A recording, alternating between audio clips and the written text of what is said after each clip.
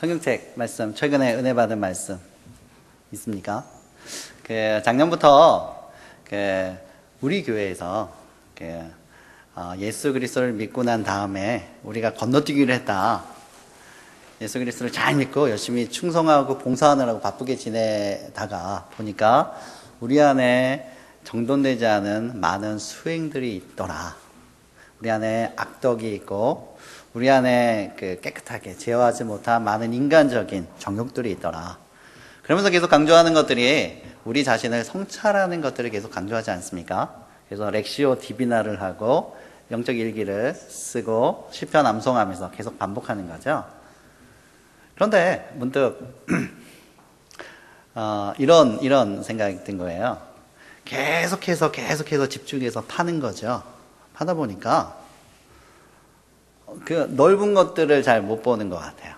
그냥 꾸준하게 성경 읽기하고 하나님의 그런 것들을 읽어가는 거, 그런 것들은 놓치고 있지 않나 생각이 들더라고요.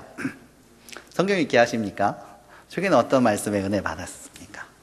계속 나에게 계속 집중하고 나를 파다 보니까 하나님의 깊고 높고 넓으신 것들이 있잖아요. 광대하신 것들. 하나님 말씀에 너무 많은데 그것들은 놓치고 있지 않나 생각합니다. 두 가지를 다 잡고 있어야 됩니다. 성경 읽기 잡고 있어야 돼요. 날마다 읽는 그 말씀 속에서 나에게 다가오신 하나님, 말씀하신 하나님, 내가 경험하지 못했던 많은 것들 속에서 나에게 얘기하시는 너무 많은 말씀들이 성경 말씀에 있잖아요. 성경 읽기 계속 해야 되는 거예요. 그리고 그 안에서 깊이 나를 성찰하고 계속해서 반복하고 읊조리는 그런 것도 같이 있어야 됩니다. 조 목사님이 강단에서 이제 자주 묻습니다. 렉시오 디비나 하시나요? 영적 일기 쓰십니까? 그죠? 시편 암송 계속 해야 됩니다. 그런데 이렇게 묻는 것들은 사라진 것 같아요. 성경 읽기 요즘 어디 하세요? 요즘 은혜 받은 말씀 어디예요? 그죠? 계속해서 읽어나가는 성경 말씀도 귀중합니다. 그것에 놓치지 않는, 익숙해지는 우리 교회 되었으면 좋겠습니다. 양쪽을 다 잡고 있는 그런 모습이었으면 좋겠고요. 오늘 말씀은 얼마 전에 제가 읽고 묵상하고 같이 울었던 하갈하고 같이 울었는데요. 같이 울었던 본문이기도 합니다. 왜냐하면 본문 읽을 때 아버님 중환자실에 있었거든요. 그러면서 같이 가족에 대한 마음이 아파서 같이 울었던 본문입니다. 참 성경 말씀 속에 울림이 되는 게 많은 것 같아요. 저는 제가 눈물이 별로 없는 사람인 줄 알았습니다. 이성적이고 합리적이라서 난 별로 안 울어. 왜 웃죠? 저 그런 사람인데 얼마 동안 눈물이 메마른 줄 알고 막 옆에서 드라마 보면서 울고 있는데 저거 뭐 스토리 뻔하잖아 하면서 그런 사람인 줄 알았는데 이제 아버님 일도 있지만 언제나 마음이 통하는 사건이 있으면 성경 말씀 속에 울림이 되면 울더라고요. 우리 삶이 이런 말씀 속에 울림이 되는 것들이 풍요로워서 감성적이고 생생한 그런 감정을 갖고 있는 사람으로 하루하루가 풍요로워졌으면 좋겠다라는 생각도 있습니다. 잠깐 본문 설명하겠습니다. 다 알고 있는 내용입니다. 아브라함이 아들, 첫째 아들은 아니고요. 둘째 아들인데 첫째 아들입니다. 그죠? 우리나라는 그런 거 참 이해하기 쉬운 것 같습니다. 100세에 낳은 아들이 젖될 때가 되었습니다. 너무 기뻐서 사람들을 막 모으는 거죠. 그리고 잔치를 합니다. 잔치를 하는데 기쁜 날에 저쪽 구석에서 하나의 사건이 벌어지고 있었습니다. 이스마엘이 이삭을 놀리고 있었습니다. 성경 말씀을 찾아보면 창세기 오늘 본문은 21장이지 않습니까? 17장에 보면 아브라함이 86세에 얻은 아들이 이스마엘입니다. 하갈을 통해 얻었죠. 그러니까 100세 때니까 이삭이 태어날 때 이스마엘은 15살이죠. 그리고 젖될 때니까 한 16, 17살이지 않았을까 생각합니다. 솔직히 얘기하면 고대에는 우리가 잘못 오해하는 것은 젖대는 기간이 되게 늦습니다. 지금은 1년도 안 돼서 젖대잖아요. 그리고 이유식 먹이고 막 좋은 거 먹이지만 고대에는 그러지 않았습니다. 먹을 것이 영양가가 풍성한 것이 엄마 젖처럼 좋은 게 없었거든요. 때문에 대여섯 살까지 엄마 젖을 먹였습니다. 홍경순 권사님 웃는데 우리나라도 그랬습니다. 우리나라도 조선시대에 그랬다고 그러더라고요. 근데 이거는 수천 년, 4천 년 전이잖아요. 때문에 오래 품고 있었던 거죠. 그래서 그 성경 말씀 속에 우리가 자주 오해하는 구절 중에 하나가 한나가 사무엘을 저태기까지 데리고 있다가 성전에 들이잖아요. 그러면서 느끼는 거죠. 가슴이 아프다. 얼마나 어린 아이를 성전에 두고 왔을까. 근데 한 대여섯 살 된 아이를 두고 온 거예요. 젖대기까지 같이 보호하다가 사무엘을 두고 온 거거든요. 근데 생각해보면 왜 이걸 젖대는 기간을 짧게 잡았냐면 아브라함과 사라 나이 차이는 10살입니다. 아브라함이 100세 낳은 아들이니까 이 아들은 사라가 90세에 낳은 아들입니다. 하나님의 은혜로 이삭을 잉태하고 낳지만 그렇게 길게 젖대는 기간이 길지는 않았을 거예요. 때문에 한 1년 정도 잡은 겁니다. 그래서 이삭이 2~3살 때 이 잔치를 벌이지 않았을까. 그러면 이스마엘은 16, 17세 정도의 청소년이지 않았을까. 그렇게 생각합니다. 아무튼 이삭이 2~3살 때 잔치를 벌입니다. 너무 기뻐서 사람들 막 초대해서 잔치를 벌이는데 저쪽 구석에서 사건이 벌어지고 있습니다. 이스마엘이 이삭을 놀리고 있었습니다. 기억 성경에 보면 희롱하고 있더라 라고 나옵니다. 근데 약간 더 진하게 좀 더 나가서 때리고 있더라. 그러지 않았을까요? 이스마엘이 자기 인생의 모든 것들 가운데 이놈 때문에 자기가 바뀌었잖아요. 부잣집 도련님이었는데 사람들이 인정했는데 사람들이 좋아했는데 사람들이 자기에게 친절했는데 얘가 태어나면서 자기 인생은 바뀌었습니다. 어린아이라면 그거를 정확하게 인지하지 못했겠지만 그죠? 이스마엘은 어느 정도 생각할 수 있는 16, 17세의 그 청소년이었기 때문에 충분히 알았겠죠. 그리고 어른들이 자기에게 하는 것들 다 알았겠죠. 얼마나 믿겠어요. 그러니까 이 잔칫날, 거기다 이 잔치는 이삭을 위한 날이잖아요. 몰래 끌고 가서 때리지 않았을까 생각합니다. 송칠섭 선생님, 이래가 이삭 많이 때리지 않았나요? 지금도 때리고 있지 않나요? 저도 은균이가 희균이 무지막지하게 팼습니다. 걔는 몰래 패지도 않아요. 엄마 아빠 보는 데서 때리더라고요. 하여튼간 때리고 있었습니다. 사건이 여기서 막 시작되고 있어요. 근데 일이 나타나려면 더 크게 발생한다고 그것을 엄마 사라가 봤습니다. 안 보면 그냥 묻고 지나갈 수 있었는데, 그죠? 안 보게 하려고 이스마엘은 저쪽으로 이삭을 데리고 가서 때리고 있었는데, 놀리고 있었는데, 희롱하고 있었는데, 그게 일이 커지려니까 이렇게 됐습니다. 사라가 봤습니다. 아마 손님들이 많았기에, 잔칫날이기에, 기쁨이 있었기에 참았을 것입니다. 참잖아요. 남들 눈이 있으니까. 특별히 참았는데 마음속에 담았는데 담는다고 조절될 수 있는 것들은 아닙니다. 우리가 익숙한 말이 있습니다. 생각할수록 열받네. 자주 쓰지 않나요? 생각할수록 화딱지가 가슴에 품었는데 이 품은 것들이 점점 더 번지는 거죠. 아마 그때 발산을 했으면 좀 더 덜했을 거야. 이 새끼가 막 하면서 약간 좀 가가지고 막 하고 그랬으면 이것이 그냥 큰 사건이지만 그렇게 풀렸을 수도 있겠지만 사라가 그것을 곰씹었거든요. 가슴에 품고 계속해서 할수록 이 안에 많은 인생의 자기 질문, 자기 쓴뿌리가 묻어나는 거죠. 그리고 터뜨렸습니다. 손님 다 간 다음에 아브라함과 단둘이 있었을 때 터뜨렸습니다. 사라가 아브라함 만나서 한마디 합니다. 이 이집트 여인과 당신 사이에서 난 이 아들이 내 아들과 같이 유업을 받지 못할 것입니다. 쫓아내십시오. 그 가운데 이제 그 말을 듣고 아브라함 고민하는 거죠. 번민하고 막 막 그 괴로움 가운데 힘들어하는 것입니다. 집안 분위기가 나타나는 것 같아요. 아브라함 집은 사라가 주도권을 갖고 있는 집안이었던 것 같아요. 어떠십니까? 이해되시나요? 저는 이 말씀이 이해가 좀 안 됩니다. 우리 집의 주도권은 저한테 있어서. 하지만 아브라함의 집의 주도권은 사라한테 있었던 것 같습니다. 그래서 아브라함이 이 사라의 한마디 때문에 계속해서 밤새 고민하고 번민하는 거죠. 왜냐하면 성경에 나와 있습니다. 사라가 말했지만 이 아들도 내 아들이기 때문에 계속 고민하죠.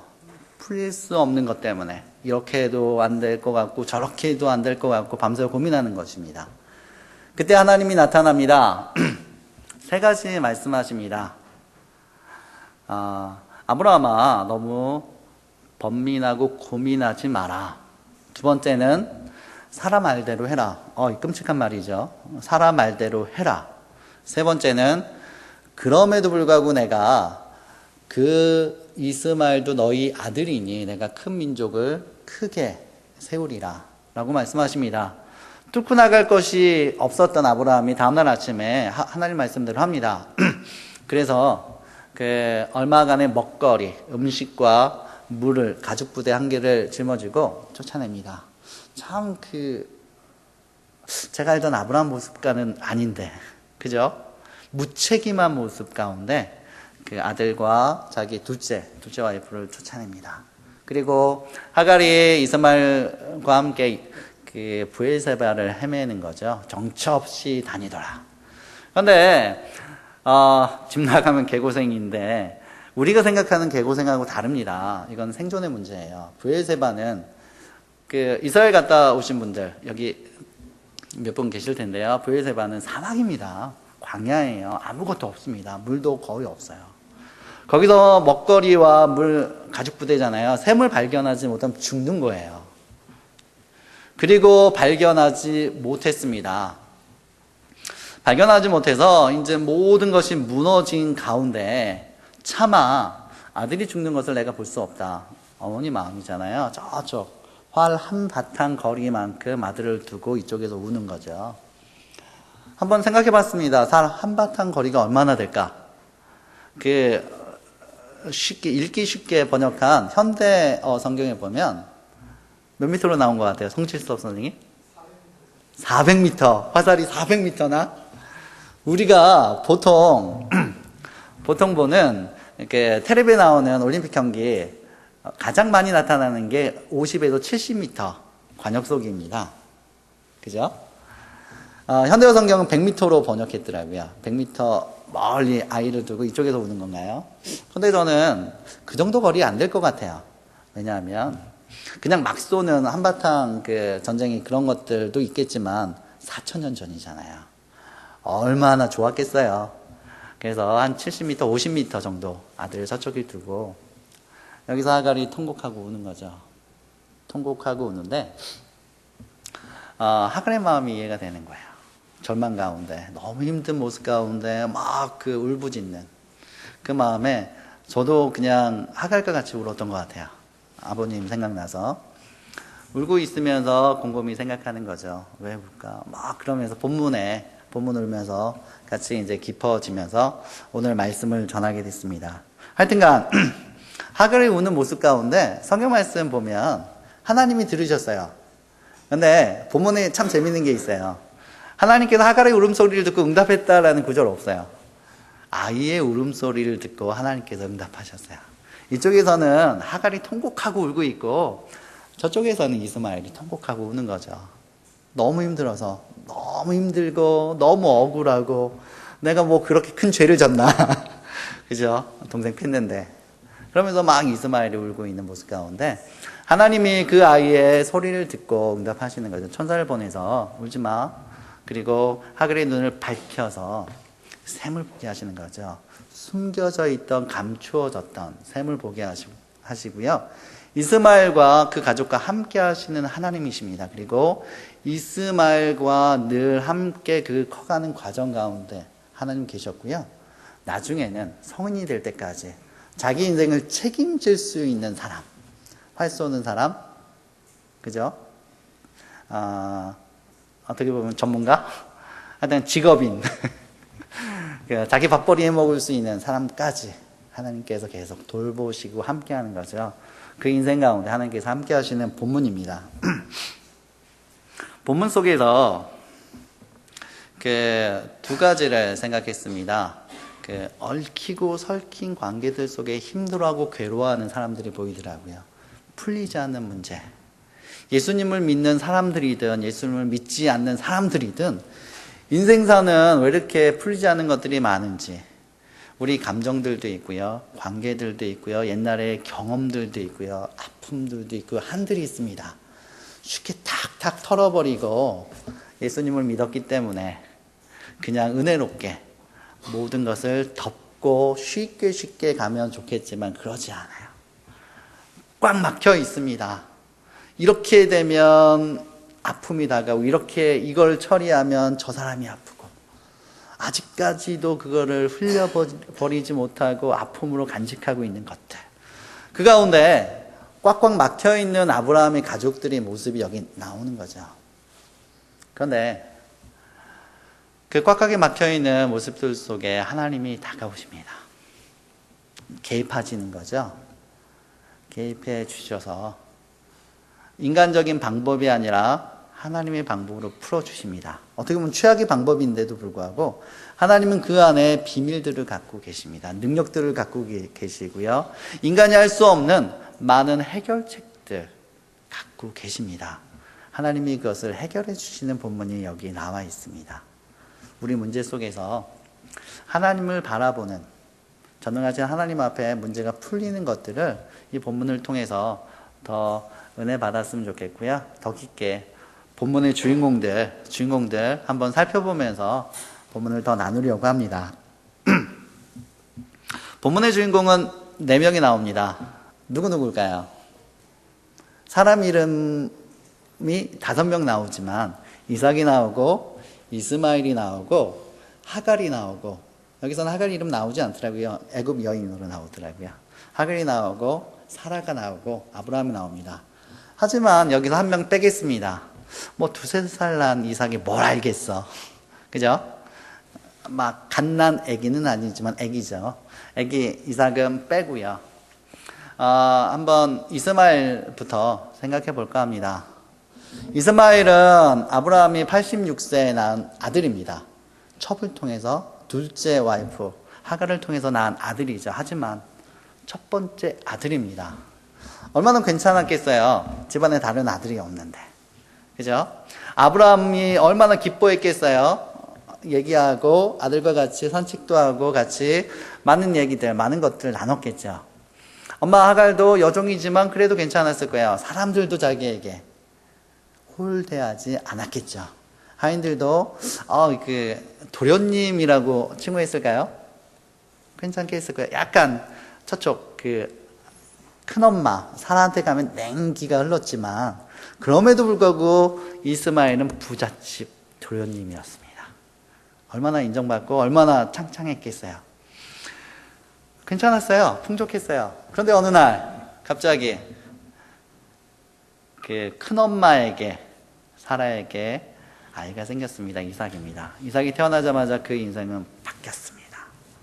바뀌었죠. 아브라함이 자기에게 시간을 주지 않고 아기와 많은 시간들을 보내죠. 사라는 이제 냉랭할 뿐만 아니라 아예 있는 존재 자체도 무시하는 큰엄마의 모습을 갖지 않았겠어요? 뿐만 아니라 치사하게 하인들도 바뀌었겠죠. 그죠? 힘이라는 것은, 권력이라는 것은 바뀌면 차가워집니다. 직접적으로 홀대하고 막 꾸짖고 막 그러진 않았겠지만 하인들이 태도가 바뀐 것을 누구보다 이스마엘이 느꼈겠죠. 진짜 어렸다면 느끼지도 못하겠지만 이스마엘은 16, 17살이었다니까요. 느끼면서 얼마나 그 안에 상처가 됐겠어요. 분노가 됐겠죠. 엄마한테 가면 항상 참아라. 제가 가장 싫어하는 말 중에 군대 가 있는 분들 다 아실 텐데 유격장에 오면 커다란 돌에 써 있는 말이 있어요. 혹시 아시나요? 피할 수 없으면 즐겨라. 어떻게 즐겨? 엄마 하갈한테 가면 참아야 되느니라 맨날 그 얘기만 하는 거야. 얼마나 그 안에 분노가 있었겠어요. 슬픔이 있었겠어요. 억울함이 아픔이 있었겠죠. 그 숨 쉴 수 있는 틈이 필요하잖아요.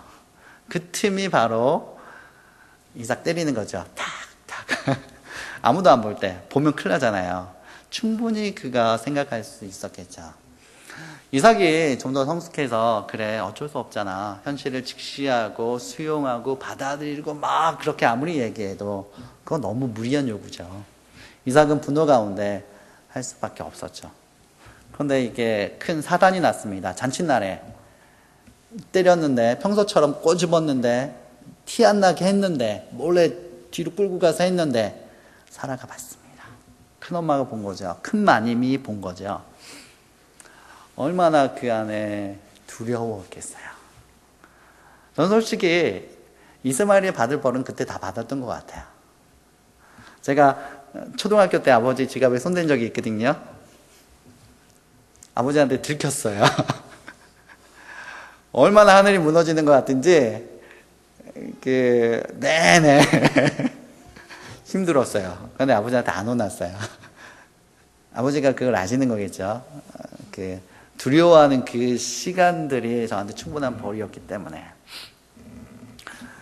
하여튼간 이스마엘은 그 슬픔 가운데 있었지만 그가 문제를 일으켰지만 참 불쌍한 마음이 들더라고요.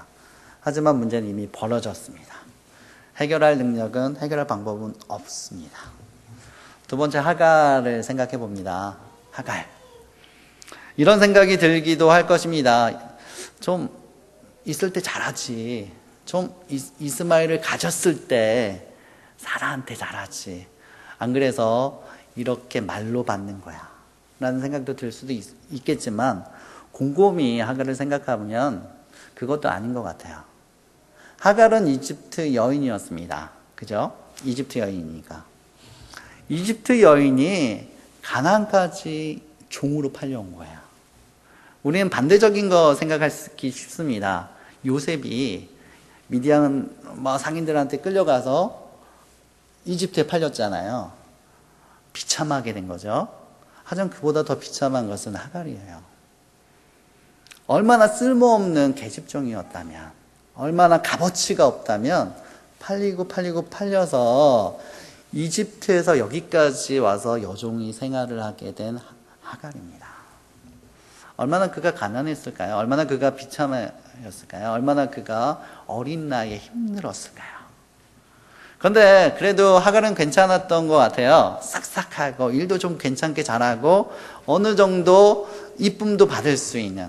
그래서 사라한테 이쁨 받았잖아요. 그리고 건강했겠죠.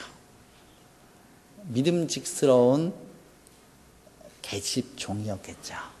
그래서 사라가 추천한 거죠. 사라가 선택해서 아브라함에게 첩으로 준 거죠. 아내로. 성경에 보면 하갈이 임신한 것을 알자마자 모습이 바뀝니다. 그런데 이것도 좀 이해할 수 있을 것 같아요. 왜 이해할 수 있냐면 아무것도 없다가 갑자기 로또 복권처럼 생긴 거예요. 아무것도 자기 비천함에 늘 슬프고 그 인생의 모든 짐을 짊어진 것 같았는데 반짝한 거예요. 순간 이런 단어 생각나더라고요. 눈에 뵈는 게 없어졌다. 신분상승이잖아요. 그때부터 이제 그게 나타나는 거죠. 어렸을 거예요. 하갈이. 어린 소녀가 나타나는 거예요. 기쁨이, 너무 행복함이. 그게 교만이 되는 거죠. 감정 컨트롤이 안에서. 그래서, 사라에게 막대하기 시작합니다. 성경에 보면, 잉태를 안 그때부터 하갈이 사라를 무시하더라, 멸시하더라, 노골적으로 비아냥대고요. 노골적으로 그렇게 한 거죠. 그 모습이 얼마나 심했을까 생각해 봅니다. 그게 사라한테 한이 되는 거죠. 이런 생각을 합니다. 그때 좀 잘했어야 되는데. 그때 하갈이 좀 더 성숙해서 여주인의 마음을 위로하고 같이 슬퍼하고 같이 아파하면서 같이 그렇게 했으면 이런 사단이 나지 않았을 텐데 오히려 그 사단이 엄청나서 일이 벌어진 거잖아요. 그 모욕감에 사라가 딱 선을 긋습니다. 창세기에 보면 아브라함에게 찾아갑니다. 그래서 내가 이렇게 내 여종으로부터 이 모욕을 당하는 것은 당신 때문이야. 딱 하면서 아브라함에게 딱 선을 긋습니다. 어떤 선을 긋냐면 내가 이 여종에게 앞으로 이렇게 할 텐데 당신 상관하지 마. 사라 딱 단호하더라고요. 상관하지 마. 그리고 그날부터 하갈을 학대합니다. 성경은 학대하더라 나옵니다. 그리고 학대한 지 얼마 지나지 않아서 하갈이 도망갑니다. 왜요? 살려고. 죽으려고 도망가지 않습니다. 살기 위해서. 더 이상 미래가 보이지 않고 사라 얼굴만 보는 것이 힘든 거예요. 너무 힘든 거예요.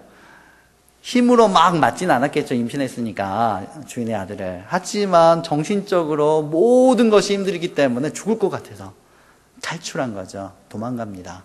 그게 창세기의 또 다른 본문 속에 나와 있습니다. 도망가서 집 나가면 고생한 것을 또 경험하잖아요. 경험했는데 하나님께서 여차해서 다시금 돌봐주겠다 약속하고 하갈을 돌려보냅니다. 그때부터 하갈은 조심했겠죠. 여주인의 성깔을 압니다. 쪼잔한 할머니 성깔을 안 다음부터 약간 벌벌 기었겠죠. 내가 교만하게 행동하면 또 죽을 것 같은 일이 발생하니까 겸손하게 마음을 다스렸겠죠. 조심하는. 그래도 시간은 하갈 편이었겠죠. 참으면 돼. 조금만 참으면 군생활 끝나? 하여튼간 참으면 저 할머니 나보다 오래 살진 않을 거야. 그런데 이거 왠가 하나님도 무심하시지라는 단어가 하갈에게 붙었을 거예요. 하나님도 무심하시지. 그죠? 여주인 할머니가 임신했어요. 할머니가 그리고 건강하게 아들 딱 낳았네. 얼마나 하갈 마음이 무너졌겠어요. 그래도 더 조심했겠죠. 그래도 하갈은 이렇게 생각하지 않았을까요? 그래도 내가 최선을 다해서 조심하게 살면 조금이라도 띄워주겠지. 그죠? 인지상정이라고 하갈이 더 조심했겠죠. 그런데 이삭이 잔칫날 사단이 났습니다. 자기가 사랑하는 아들 이스마엘이 이삭을 때린 것이, 희롱한 것이, 놀린 것이 막 발단이 돼서 그 쪼잔한 할머니 사라가 아브람과 독대를 합니다. 무슨 일이 벌어질까? 어떻게 될까? 앉지도 못하고 서지도 못했던 그런 하갈의 마음이 참 와닿더라고요. 저도 몇 번 그런 경험들이 있었던 것 같아요. 먼저는 아내가 출산을 해야 되는데 첫째 출산할 때 양수가 좀 세서 예상하지도 못하게 딱 병원 갔는데 애도 안 나오고 나야 되는데 막 유도제 맞고 막 있는데 또 분만실 들어가는데 배는 아픈데 나오지는 않고 저는 밖에 있잖아요. 밖에 있는데 앉지도 못하고 서지도 못하고 어떻게 될까? 그런 것들. 아버님이 이제 MRI 찍다가 갑자기 심정지가 와서 쇼크 때문에 하여튼간 중환자실에 있는데 집에 가지도 못하겠고 들어갈 수도 없고 중환자실에서 앉지도 못하고 서지도 못하고 나중에 의사가 입원 입실 중환자실 들어갈 때 봤어요. 봤는데 한 3시간 뒤에 또 그 의사가 복도를 지나가면서 왜 여기 있냐고 집에 가서 뭐 하냐고 걱정되는데 하갈 마음이 그런 거 아닐까요? 앉지도 못하고 서지도 못하고 어떻게 될까? 참 불쌍하더라고요. 그런데 하갈에게는 이 문제를 해결할 수 있는 능력이 없어요. 문제는 터졌는데 문제를 해결할 수 없습니다. 솔직히 다음 살펴볼 사람은 사라인데 저는 사라가 제일 괘씸했어요. 왜 괘씸했냐? 사라가 조만한 것을 크게 만든 것 같아서 그냥 다 이해할 만한 사건들인데 이 쪼잔한 할머니가 90세가 넘었으니까 할머니죠. 할머니가 일을 이렇게 크게 만들어서 가정을 완전히 그 휩쓸고 지나가는 역할을 하는 것 같아서 저는 솔직히 사라 마음에 안 들었습니다. 더더군다나 사라잖아요. 여러분, 사라 이름이 원래 사라가 아니에요. 아브라함이 이름이 원래 아브라함이 아닙니다. 아브람이었죠. 그리고 아브라함이 됐죠. 사레였습니다. 사라가 되었죠. 하나님께서 이름을 바꿔주셨는데 열국의 아버지란 뜻으로 아브라함이고요. 열국의 어머니란 이름으로 사라로 고쳐주셨습니다. 열국의 엄마가 왜 이래? 왜 이렇게 쪼잔해? 그죠? 몇 개 적었어요. 좀 이제는 좀 괜찮잖아. 옛날엔 좀 되게 힘들었지만, 이제는 좀, 그래도 불쌍하고, 그렇잖아? 그리고 이삭까지 나왔잖아. 옛날에 그 묶인 것들 풀어버려야지. 그리고 인생에 살 만큼 살았으면 경륜이 있어서, 이제 좀 부드럽게 좀 변해야지. 그리고 또 이런 거죠. 이스마엘도 그래도 남이 아니잖아? 자기 남편이 씨잖아. 그죠? 그리고 하갈 좀 불쌍하지 않아? 그런 느낌도 자기한테 벌벌 기는데. 그죠? 그런 것들을 하면서 사라가 꽉 막혀있는 듯한 느낌. 그죠? 이런 느낌 가운데 사라를 보니까 사라가 마음에 안 들었어요. 그런데 얼마나 그 아이 못 낳는 것들이 한이 되었을까. 그죠? 하나님으로부터 계속해서 아이 낳겠다 했지만 낳지 못한 여인. 하늘의 별같이 너희 후손을 창대케 하리라 라고 약속은 주어졌지만 아이는 낳지 못하고 이제 경수까지, 그죠? 끊어진, 월경도 없어진 나이 먹은 할머니. 조선시대에 보니까 칠거주역 중에 무자한 것도 있더라고요. 무자. 자식이 없는 아픔. 그 한. 남들이 이해하지 못하는 부끄러움. 성경 속에 그런 여인이 또 한 명 나와요. 한나죠. 남편이 아무리 잘해줘도 그 안에 슬픔이 있어서 늘 막막한 감정 가운데 있는 사라가 있더라고요. 그리고 또 다르게 분명한 것은 하나님을 믿음에도 불구하고 그 쓴뿌리가 감정이 그 기복이 풀리지 않은. 근데 하나님께서 저에게 계속 묵상할수록 저에게 이런 마음을 주시더라고요. 저는 사라를 이 기준, 이제 하나님을 만나고 믿음의 조상 아브라함의 와이프고 하나님의 많은 것들을 경험했기 때문에 성숙한 사라라는 이름에 합당한 여인으로 살아야 되는데 오늘 본문 속에 보이는 사라는 쪼잔한 할머니인 거죠.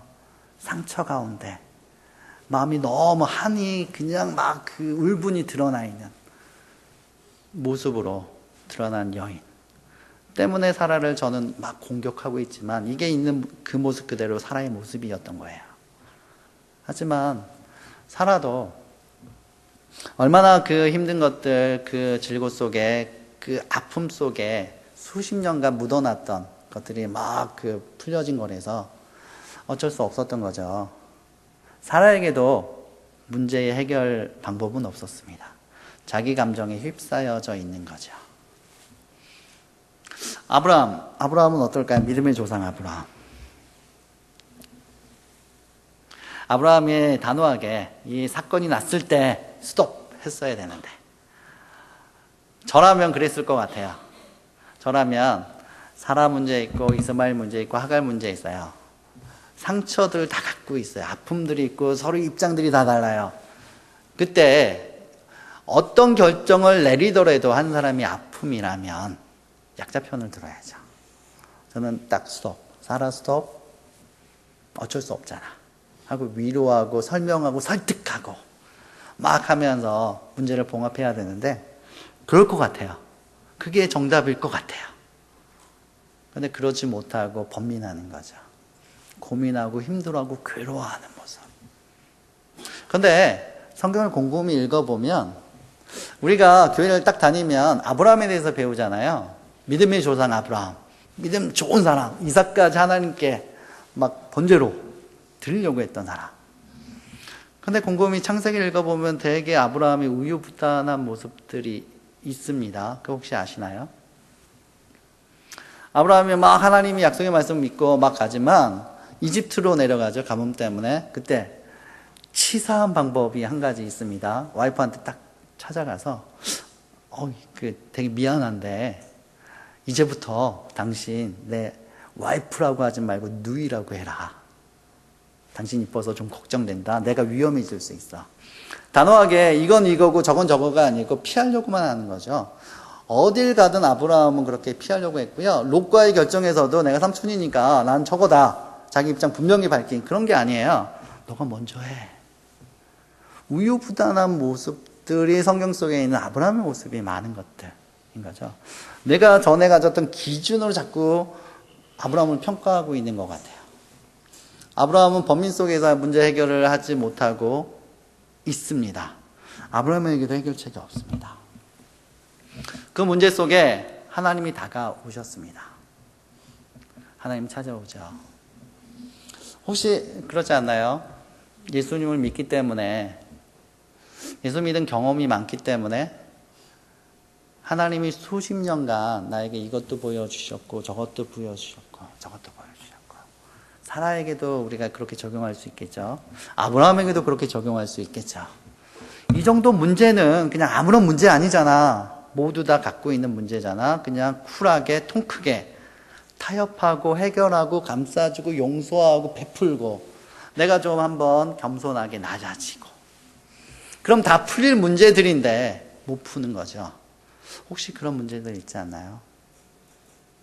꽉 막혀있는 가족 간의 문제들, 꽉 막혀있는 인간관계의 문제들, 우리 한계들, 그 속에 하나님이 다가오셨습니다. 그런데 하나님은 다른 모습으로 다가오셨어요. 설득하고 막 이게 옳아 주장하고 방법을 딱 제시하지 않으셨어요. 사라, 너 이거 잘못했어. 그러니까 너 이렇게 하면 그리스도인으로서 이 사라 이름 거기 합당하지 않아? 너 이러면 안 돼. 아브라함 너는 이거 이렇게 해야 돼. 그렇게 하지 않고 다 그냥 수용하시더라고요. 이스마엘도 하갈도 사라도 아브라함도 다 수용하고 다른 길로 인도하시더라고요. 최악의 길이죠. 내보내라. 사형선고 같은 일이지만 하나님은 그 모습 속에 방법을 갖고 계셨습니다. 하나님은 광야에 샘을 숨겨놓고 있었고 하나님은 인간의 방법으로 함께할 수 없는 과부 같은 하갈과 이스마엘의 인생 가운데 동행하시고 함께하시는 비밀을 갖고 있는 거죠. 신비를 갖고 있는 거죠. 우리 많은 문제들 속에 하나님은 비밀을 갖고 계시고 신비를 갖고 계시고 꽉 막힌 것들 속에서도 풀어줄 수 있는, 그리고 그거를 아름답게 변화시킬 수 있는 능력을 갖고 있는 전능하신 하나님입니다. 그것을 본문 속에 봤고요. 어떻게 보면 이게 오늘 설교의 주제죠. 우리 모든 문제가 하나님 안에서 풀립니다. 간단하죠? 그런데 하나님께서 점차 저에게 다른 말씀, 하나의 말씀을 계속 하시는 거예요. 사라를 계속 보게 하시는 거예요. 아브라함을 따라서 하나님이 인도하시는 길을 따라갔을 때 사라의 나이 65세였습니다. 여러 경험들을 했고요. 전쟁들하고 하나님이 응답하시는 많은 것들을 경험했습니다. 그러면 사라가 바뀌어 있어야 되잖아요. 하나님 안에서 20 몇 년의 시간이 흘렀다면 아름답게 변화해서 크리스찬으로 건강하게 다른 사람을 용납하고 이해하고 사랑을 베풀고 아름다운 인격으로 성장해야 되는데 사라는 그러지 않은 것 같아요. 이 사라의 모습을 계속 하나님께서 보게 하시더라고요. 그러면서 사라의 모습을 보게 하시면서 하나님께서 저의 모습을 보게 하더라고요. 예수님 믿은 지 이제 한 20 몇 년? 30년 가까이 됐는데 청소년 때 다녔으니까. 그런데도 아직까지 죄 가운데, 쓴뿌리 가운데, 나 인간적인 모습 가운데 수행이 덜 된 목사라는 타이틀을 갖고 있는데, 아니 크리스찬이라는 이름이 있는데, 성도라는 거룩한 하나님의 백성이라는 이름이 있는데, 아직도 부족한 내 모습이 사라의 모습으로 보이더라고요.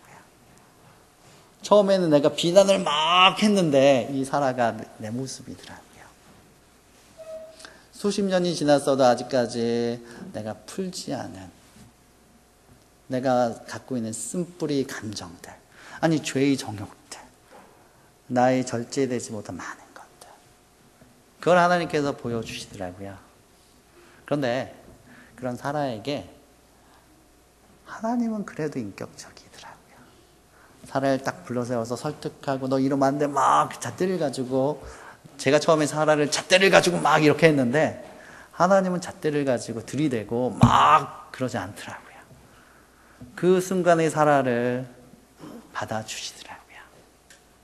근데 더 놀라운 거는, 계속 묵상할수록 더 놀라운 건 뭐냐 하면, 사라가 90세 이삭을 낳았죠. 65세 하나님을 따랐다고 보면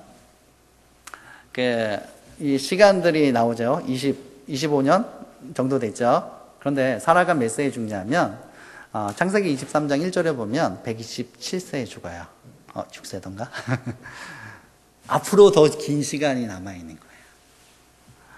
나는 오늘 본문 속에서 막 사라를 막 비난하고 질책하고 있는데, 그 모습 속에서 어쩌면 나의 모습 가운데 내 모습이 그런 모습 같이 보이는데, 하나님은 우리가 보이지 않는 많은 시간들 가운데도 변화될 또 사라를 보고 계시지 않을까라는 질문이 저에게 생기는 거예요. 오늘 이 순간에는 사라가 아름답지 못하고 인간적인 쓴뿌리에 매여 있고 자기 한과 자기 감정에 휩싸여서 이렇게 하고 있지만, 내가 지금의 모습 가운데 불완전하고 많은 것들 가운데 풀지 못하고 많은 것들이 끊임없이 쌓다가 다시 허무는 신앙생활을 하고 있을지 모르지만, 하나님은 그런 사라에게 앞으로의 인생들을 또 보고 계신 것 같은 느낌. 사라의 앞으로의 시간들을 보고 계시듯이 지금의 부족한 나의 앞으로의 시간들 또한 하나님께서 보고 계시지 않겠냐 라는 그런 것들을 하나님께서 저에게 보여주시는 것 같더라고요. 그러면서 다시금 또 다르게 하나의 말씀을 더 드린다면, 어쩌면 우리 모습이 하나님이 선물로 준 그리스도인이라는 거룩한 성도라는 그런 모습에 많이 부족할 수 있습니다. 예수님을 이미 수십 년 전에 믿었던, 몇 년 전에 믿었던, 아직까지 우리 많은 모습들이 정화되지 못해서 많은 문제들을 갖고 있을 수 있지만, 하나님은 여전히 우리 모든 것을 용납하고 있는 모습 그대로 받아주시며 감싸주고 계시는 그런 모습 또한 오늘 본문을 통해서 살펴볼 수 있었습니다. 그래서 오늘 전하려는 것은 두 가지가 됐습니다. 첫 번째는 문제들이 있습니까? 가정에, 직장에, 학업에, 관계에 문제들이 있습니까? 누군가가 풀지 못해서, 누군가가 묶었기 때문에 상처가 있어서, 아니면 돈 문제가 걸려서 많은 것들이 풀리지 않습니다. 조용히 하나님 앞에 그 문제 하나하나를 가지고 가는 우리 모습이 되었으면 좋겠습니다. 하나님께서 개입해 주셔서 풀어주실 것입니다. 다른 하나는 나 개인의 모습이 아름답지 못하고 여전히 쓴뿌리에 있어서 문제를 해결하지 못해서 좌절하고 넘어지고 슬퍼할 수도 있습니다. 하지만 하나님께서는 잣대를 가지고 우리를 끊임없이 질책하시고 책망하시고 막 바르게 하려고, 교정하려고 하는 하나님이 아니라 앞으로 이 시간들을 또 바라보시며 여전히 있는 모습 그대로 받아주시는 하나님의 모습도 있다는 것을 알려드립니다. 그 가운데 아름답게 변화될 것입니다. 기도하겠습니다.